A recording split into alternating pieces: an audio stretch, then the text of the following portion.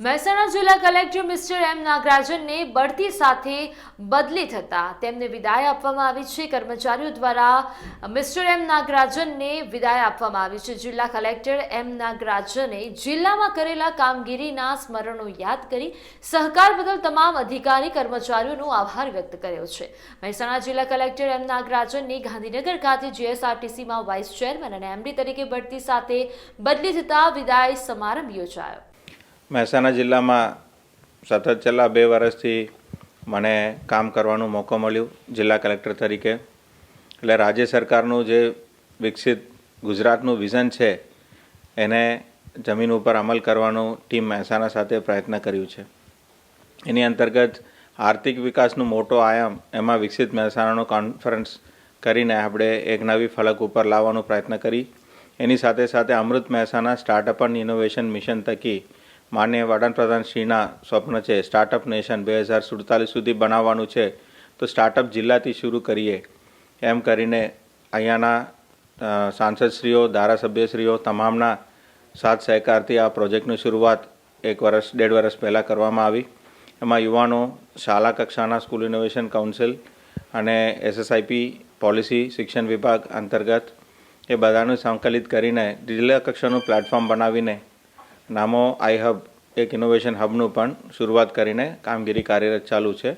એના લીધે tyre 2, tyre 3 cities અને ઊંઝા, બેચરાજી, વિસનગર, વડનગર, વિજાપુર એવા અંતરિયાળ વિસ્તારમાંથી આવતા યુવાનો પણ સ્ટાર્ટઅપ થકી કામ કરી શકે અને પોતાનું કારકિર્દી બનાવી શકે, જોબ સીકરથી જોબ ક્રિએટર બની શકે, એ બધા હેતુથી અલગ અલગ કામ ચાલી રહેલ છે અને એમાં ખૂબ લોક પ્રતિસાદ પણ મળી રહ્યો છે।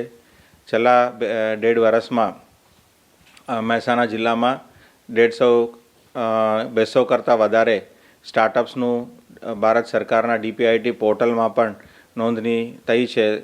તો આગામી દિવસોમાં ઉત્તર ગુજરાતનું ઇનોવેશન હબનું કામગીરી પણ અહીંયાના સ્થાનિક માંગણીઓને અનુસંધાને ગુજરાત સરકાર કામ કરી રહી છે, એ બધાનું અમલીકરણ થાય તો મહેસાણા આખા રાષ્ટ્રમાં પ્રથમ સ્ટાર્ટઅપ જિલ્લો તરીકે ઉભરી આવશે, એ ચોખ્ખી વાત છે।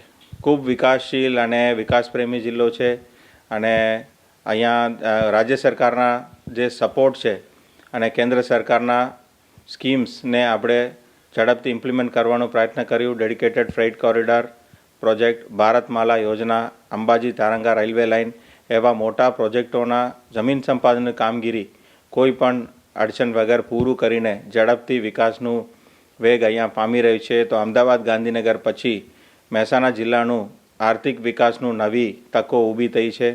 અહીંયાના જે યુવાનો છે, રોકાણદારો છે અને ઉદ્યોગપતિઓ છે, જીઆઈડીસી છે, આગેવાનો છે, બેંક છે, એપીએમસી છે, ડેરી છે, બધાની સાથ સહકારથી મહેસાણા જિલ્લા એક આર્થિક કેન્દ્ર તરીકે અને સ્કિલ ડેવલપમેન્ટ સાથે એમ્પ્લોયમેન્ટ લોકોને રોજગારી મળે તે દિશામાં પણ સરસ કામગીરી થઈ રહ્યું છે। તો ઉત્તર ગુજરાતમાં એક નવી કેન્દ્ર પુનઃ મહેસાણા જિલ્લા આર્થિક વિકાસમાં આવી રહ્યું છે અને આવતા થોડાક વર્ષોમાં એનું ફળ પરિણામ બધાને મળતું રહેશે।